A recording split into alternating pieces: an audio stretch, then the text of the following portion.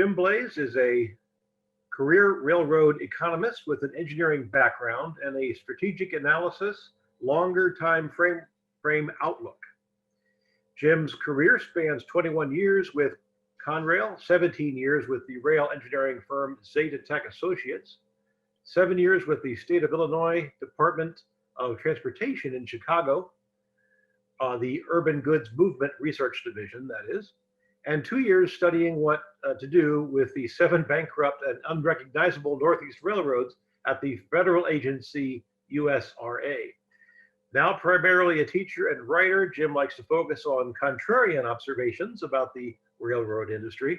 You can contact Jim via email at jim.blaze@railroadeconomist.com or the phone number 856-230-8248, or follow him on freightwaves.com, Railway Age, or LinkedIn.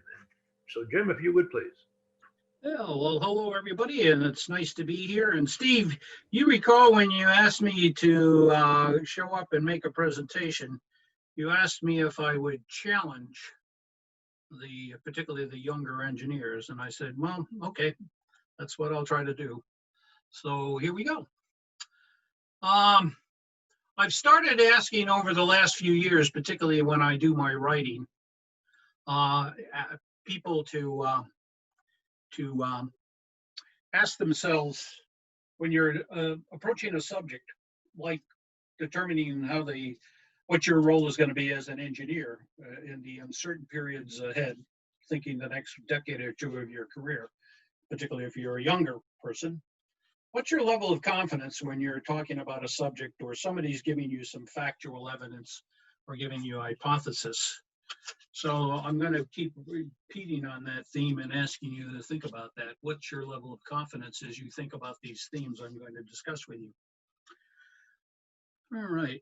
So did you know that 2/3 or more of strategic plans or projects, at least the ones I've ever been associated, have a risk of failing to achieve their core objectives?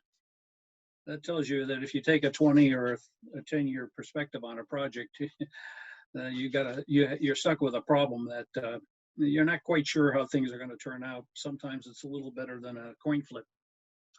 So that's where the level of confidence comes in. And here I want to talk specifically, as we carry this theme about railroad freight growth looking ahead, what's going to be the impact on your engineering budgets and workload? I think it's going to change significantly from what, if you're an older engineer, from what you've been used to over the last 20 years. Look, if you got another 10 years in the career, it's not going to be quite the same. So, you know what? I'm seeing all of the folks on the right-hand side screen, which means that I can't see the entire slide here. Does everybody else have that problem too? In other words, I can only see like 80% of the slide from left to right. Upper right corner of your screen, it says View. Click on it and go to full screen. Yeah, that's not going to work. So I'm not going to worry about what I'm not going to. Well, I hit it, but I couldn't get rid. Oh, here we go. Full screen, upper right corner, huh? It says View. There's a drop-down menu. Yep. And click on full screen. No, it says hide self-view. Doesn't say that. I'm not going to worry about it from my perspective. If you guys are all right, I'm all right. Let me go to this slide. This slide is going to appear later on when we get to slide 24. And it's my takeaway message, in case you don't last long enough. My takeaway message is this. I look out long term, I see the market in terms of ton miles will grow by about 2% a year. That's a forecast that's out there in the USDOT and other plan studies. And my level of confidence is that there's only about a 50% chance that we'd have a growth rate for rail freight of about 2% a year. It's going to be less than that. Rail freight will achieve a 20% or better market share from truck diversions by 2030. My level of confidence is pretty low. We're not going to get that. But But that's the byline. Railroad freight revenue top line growth will continue to average above GDP growth rate. Nah, I don't think so. But because of price leverage and price power in what I would call near monopoly corridors, maybe I'll give you a 2/3 likelihood, 66% level of confidence that that will occur. Trucker productivity. The truckers will not get the achieved 12 miles per gallon better or overall, or their truck costs won't drop, as we saw in Tony Hatch's slide from one of Rod Case's Oliver Wyman approach. My level of confidence is none of those truckers are going to get that productivity. So I think there's an 80% chance they'll get that productivity, and the railroads will get less than a 20% Jim Blaze level of confidence of being able to beat the trucks with better, as the trucks get lower and lower productivity. There will be a second railroad freight renaissance like that occurred in 1980 to the 2012 period, where compounded annual growth rates for overall freight ton miles were basically in the 4 to 5% range. That's going to repeat again. No, I don't have a level of confidence that that's going to occur, but there's some possibility it could occur by certain commodity niches. We'll talk about those niches later. There are multiple geographic corridors out there across the U.S., like the Prince Rupert and the Texas-Mexico lane, that will give us very high growth rates. No, I think there's only a relatively few number of those. So my level of confidence overall is only at best 50-50. And we have a semi-trailer mechanical platform car like the double stack created for us, where with the double stack, we got a 35% mechanical engineering advantage against versus the trailer and flag car business. And that mechanical car will come into play and allow us to grab the hordes of semi-trailers that are out there without having to convert them to containers. And my level of confidence that we'll be able to pull that off is only 50-50. That's because I'm waiting for one of you smart engineers that's listening on this conference to come out and figure out a way to produce that car at a reasonable production cost, because the cost right now is like $300,000 to $350,000 per 53-foot platform, whereas I can do that for a double stack car at about $80,000. So that's a no-go. Now, you're going to see this slide later on, and it's going to have a blank where it says level of confidence. That's because you have to figure it out, not me, because I'm semi-retired. But hey, look, facing uncertainty is a problem when you're in a management role, which most of you will be if you're young engineers, or are if you're an older engineer. I mean, this is what the petroleum industry is looking at when they look out and say, well, what's the price range for oil? Are we supposed to stay in this business, or like Exxon, are we basically now a really depleted value company? Railroads, as railroaders face that. Here's the real problem I see it. The U.S. freight railroad, we're heavy industrial, heavy products orientation.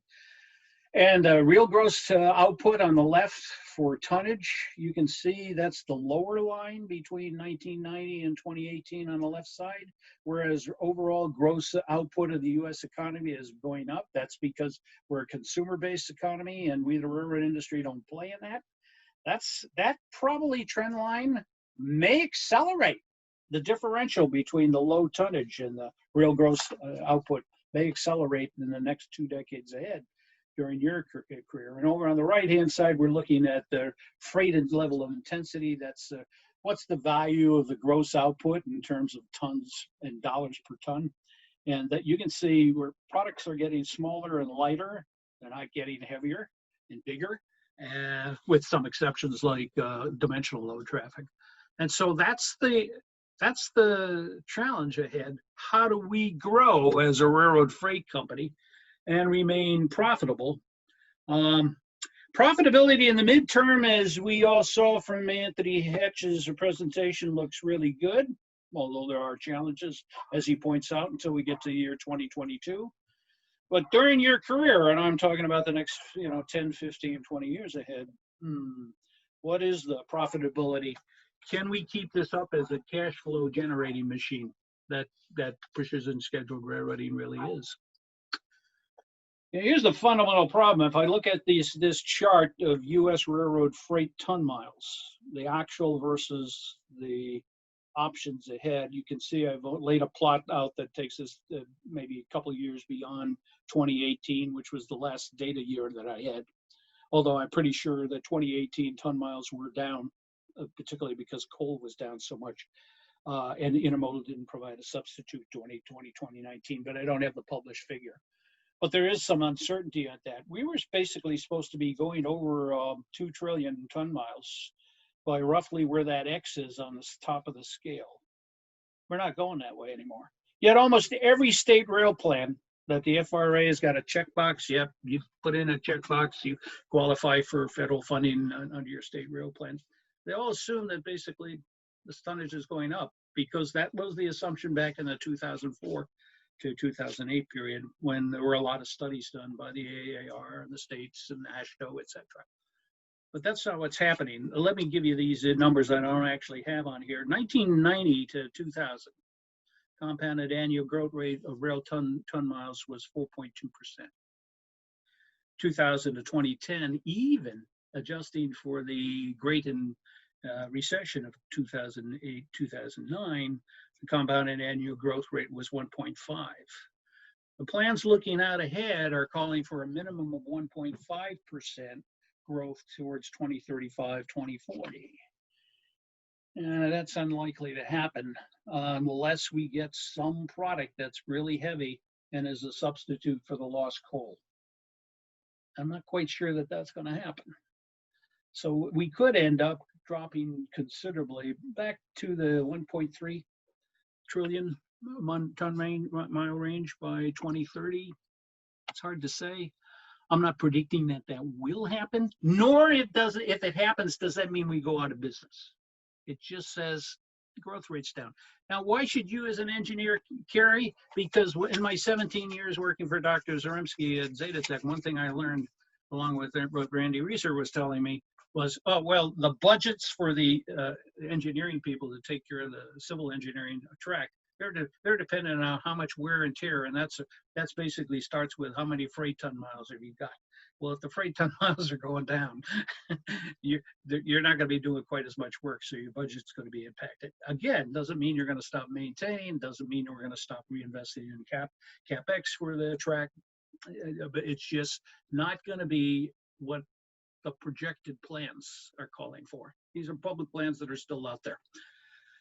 Okay, so 12 years ago, the big class railroads were started looking around for more government funding. They called it PPP, which we know is public-private partnership strategic planning.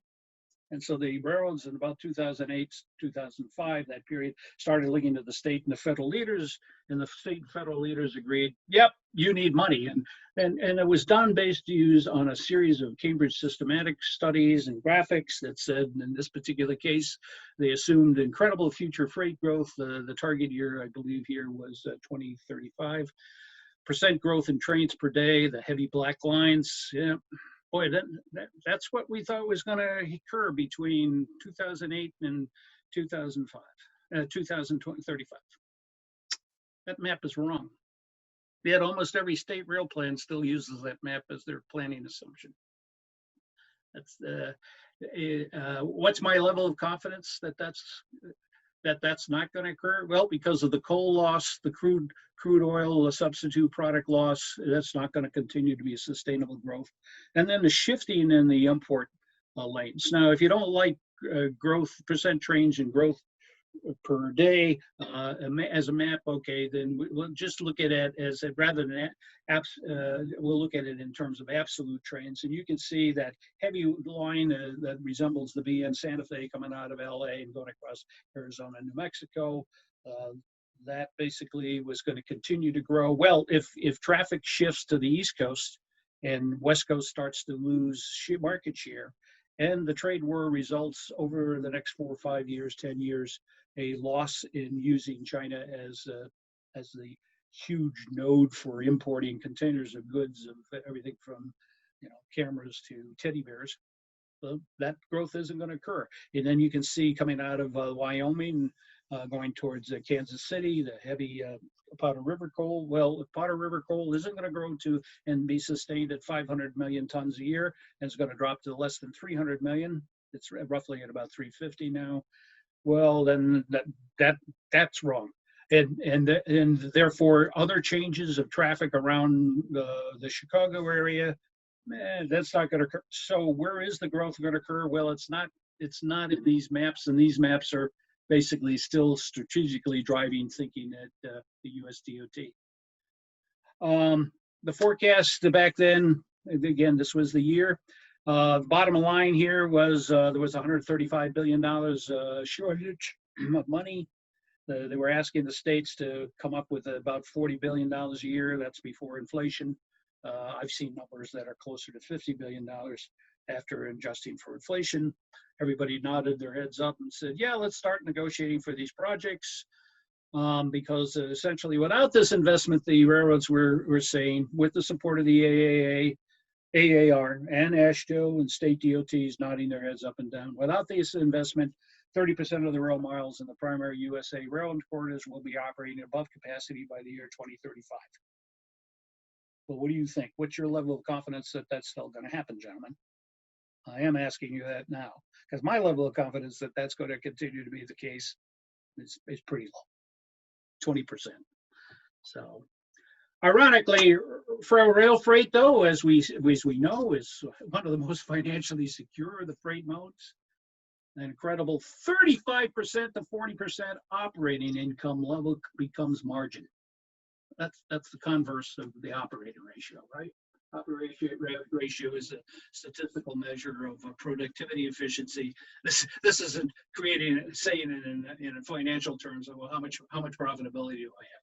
Well, how many companies do you know that are out there that are in a production orientation mode like heavy duty railroads that earn a 35% to 45% return on their revenue? I can't name a one.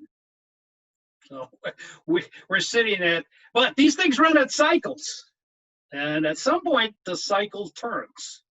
So what's your level of confidence that this profit margin is going to hold out to 2030 to 2035? This is my chance today at least to ask you these questions. I like to look for flaws in anything that I see as a strategic flaw.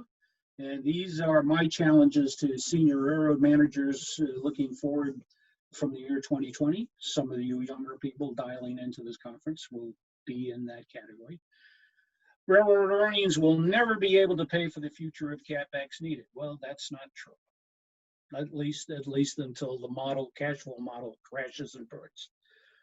And I'm not predicting that it will. I'm just saying right now that's not the case. The traffic will be dominated by continued West Coast container imports. Nope, that's not what statistically appears to be happening. And at some point, manufacturing will shift away from China and Vietnam. And once it gets past Singapore, well, then it's cheaper to come to the U.S. markets via the Suez Canal. That's just geographically the way it works out. It's a longer route to go across the Pacific and then unload at the west coast of the USA and then haul across land or go through the Panama Canal to serve the East Coast. That's just the way the economic geography works. So yeah, these are here. I'm not going to read them here. And that rail freight, except for the bottom one, rail freight will grow between 2008 and 2035 by 88%, and tons per capita will continue to grow. And no, that's probably not going to happen. So my Blaze level of confidence at the bottom here is to the above flaws is my confidence level of making these statements that these are not true statements is between 70 and 85%. Which says, okay, arguably I could be, there's a 30% chance to a 50% chance I'm wrong. And I would like to be wrong because it would make your careers a little healthier. I don't have to worry about that in my 77th year because I'm not going to last to 2035. If you are going to be in negotiations, some of you will be in negotiations because that'll be part of your engineering responsibilities for negotiation for PP funds. Could be the Baltimore Tunnel Project, it could be Chicago Create 2, Alameda 2, whatever the project is. Your task is going to be to convince them, the public, to continue to co-invest with you when they're making this much money, paying out a lot of dividends and buying back stocks. That basic philosophy, the states are waking up to this, and so are the feds. So they're gonna be a little harder in their negotiation of what their fair share of the projects would be.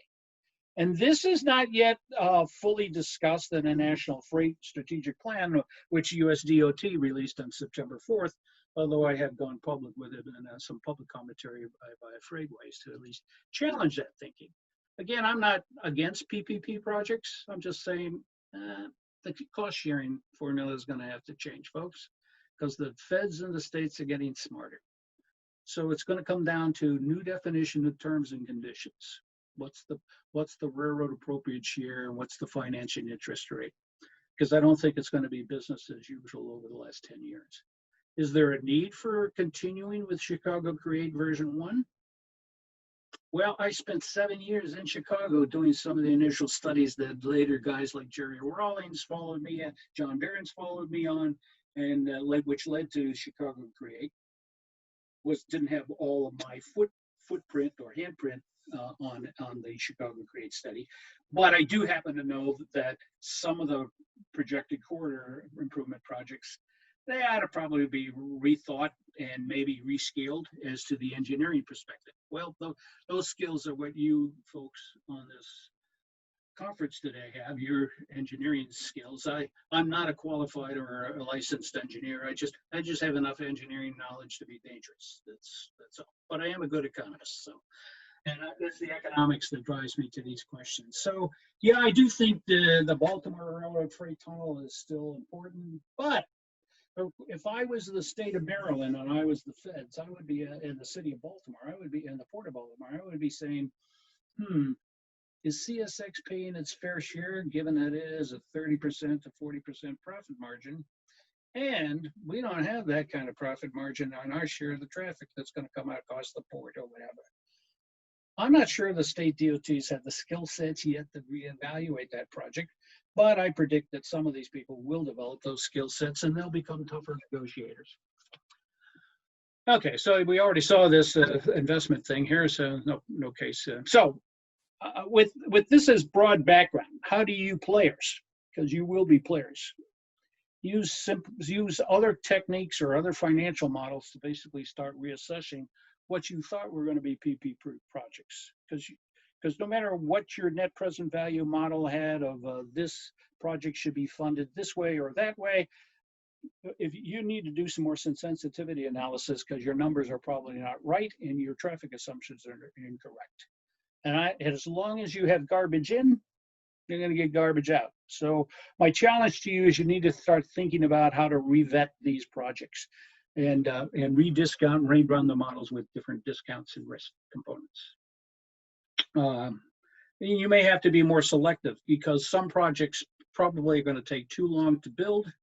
For example, in Dennis's project, I keep shaking my head and saying, okay, so they just bought the bridge in 2019 for the Virginia project to go out of DC, and they're going to have more freight and they're going to have more passenger choo-choos and both commuter and Amtrak. And why is it taking 10 years to build this stupid thing? We won World War II in the Pacific in what, 3.7 years? I don't see, and these things matter when you do the economics and your net present value because you're trying to figure out how many years of negative cash flow you have while you're building these things. And if it takes you 2 or 3 times longer to build it, you have too much negative cash flow. You're basically screwing up your returns. So yeah, there are ways that you can keep continuing with these projects, but I think you really have to attack these projects. Now, I do see some upticks on where the future is heavier for growth. These are my top 6 commodities. This is Blaze's top 6. If you're in the chemical business, anywhere particularly from Louisiana to the Gulf, as long as you don't get washed out by some continuing set of tropical storms or otherwise, your chemical business, your grains business, dimensional traffic, mainly if you can increase the cargo width dimensions beyond 11 feet to maybe 15 or 16 feet on selected routes. Domestic intermodal, because that's where we are missing the boat. We have not figured out how to penetrate domestic short-haul intermodal. There's still some international intermodal growth, but it'll be switching to the East Coast, moving westward inland, and finished automobiles. those are my top 6 commodities that are still out there for growth. I think the growth opportunities are there, and I would predict that those growth opportunities could be at or slightly above the suggested 2 to 2.5% overall GDP of the economy. So there is things out there that basically you can fix on. Also, if you figure out where you're going to get more revenue and where are you going to help your customer become excited because you're helping your customer move their supply chain better, because to them, it's not how well you do with your precision scheduled railroading and moving your train sets from yard to yard. They don't care about that. They want to know what you're doing to move their supply chain. Well, the supply chain in that sort of a purplish color, supply chain and storage, there are plenty of places where carload traffic and intermodal traffic gets hung up today because there are delays of moving in or moving out, unreliability or no transit visibility, as we talked about. Well, there are applications that the railroads could develop with some smart new people and figure out how to help their customers improve the supply chain when they're using road, carload, or road intermodal service.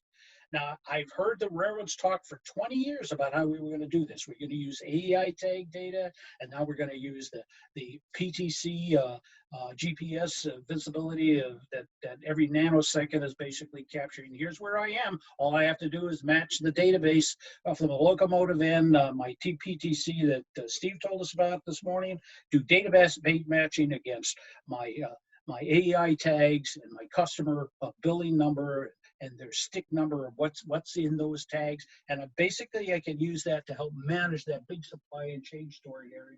That is an opportunity which Oliver Wyman is beating on for 3 years at every railroad equipment finance meeting I get a chance to go to. And none of the railroads have stepped up to do anything in that area yet. So that's a big dollar area where you don't necessarily get a lot more units of growth or volume of rail car movements, but you can get a lot of revenue out of that. You can increase your profitability. So those are opportunities. And some of you as engineers might want to change from civil or mechanical engineering to developing applications for that kind of thing. Career changes have happened before. Look at Elon Musk. Okay, so repeating my earlier statement. You, ladies and gentlemen, have to figure out if you're still a active career person with a future ahead of you, what your level of confidence is, how the market is going to change. How do you see the scenarios? You need to start reading a lot more material. Don't depend on what Jim Place is telling you today. You need to catch up on what the market looks like, what the market options are. You need to be considering, well, what's the scenario here? How do we fit? How do I make my enterprise, my railroad company, better perform in these areas so that I can change the level of confidence in these questions to somebody in the 80-85% range, because you got to be in the 80-85% level of confidence to impress the most important senior member of every one of the 7 major Class 1 railroads. We all know who that most important senior member is, right? It's Chief Marketing Officer. No. It's Chief Operating Officer. No. No. Well, then it has to be the Chairman of the Board. No. It's the Chief Financial Officer, because he or she does the accounting that says, this is what's going to happen to cash flow, free cash flow, and earnings per share. Because that's, ladies and gentlemen, what the precision scheduled railroad model is all about. Managing the financials. So as long as that is the most important officer at the railroad, you don't get authority for expenditures to move forward with any of this kind of development for a new business, unless you can convince that person, that she or he, that you have a solid business case, that this is going to increase the profitability. My challenge to you is, how are you going to help influence this as engineers? Because one or more of you listening to this conference might become the chief executive officer at one of these railroads. And I hope you remember what we were talking about today.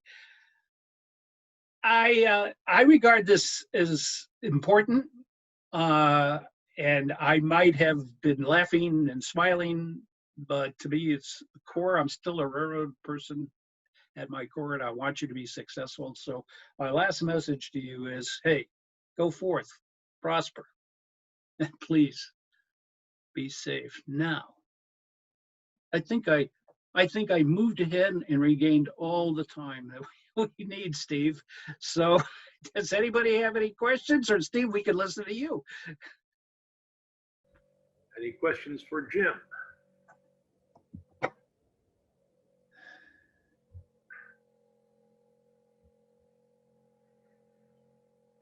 Jim, I had a question there.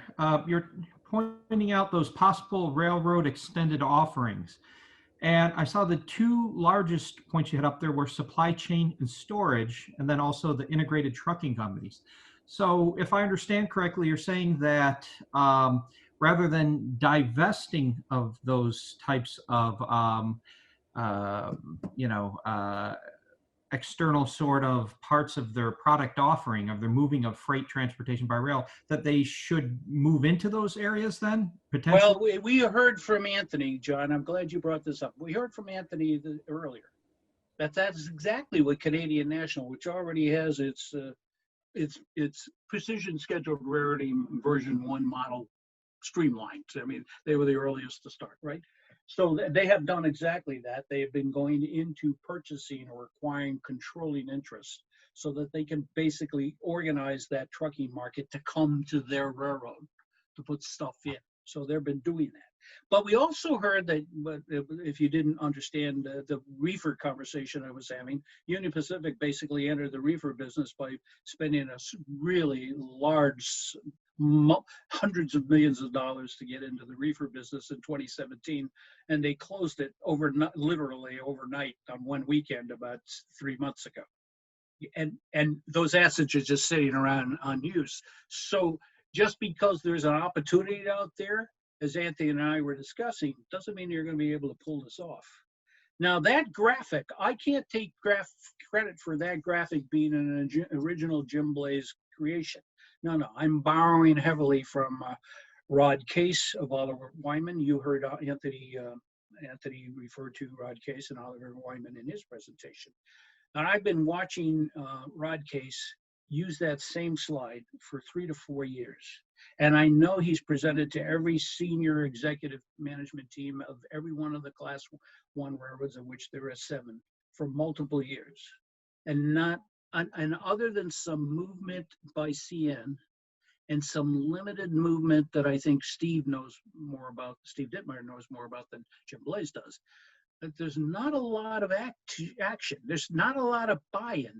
They look at that graph and they scratch their head. Do we know how to do this? Do we have the toolkits? Do we have the people to do this? Can we pull this off? Or are we better off just buying more shares and paying out dividends, which is an accounting omission that we don't have anything magical to go after for growth. So we're giving you this money, you the shareholders, right? That's what that means, fundamentally. So I like that slide because it's a good challenge. Do I know how to pull all that off? I got some ideas, but no. And have I been successful at pulling it? No. I actually had to shut down a company that we started to do that in 1994 because the railroads just said, "No, we're not going to do this together. We're going to try to do it alone," and they never did. So that is an interesting slide, but it's hypothetical. Nobody's actually proven yet that you can necessarily pull this off. Okay. Did I answer your question? Or Yeah, that they are potential opportunities, but a lot of research needs to be done into those before making them widely accepted. Yeah, they're not yet fully vetted for commercialization yet, so there could be a failure. Okay. Well, Union Pacific has failed. Right. So you're referring to the Cold Connect system that they had. Yes. From Delano out to New York, right? Now, there are other instances. I don't mean to be beating up on Union Pacific. We at least got to give them credit. They tried, but then they realized they weren't being successful. So. Okay. Well, very good. Thank you.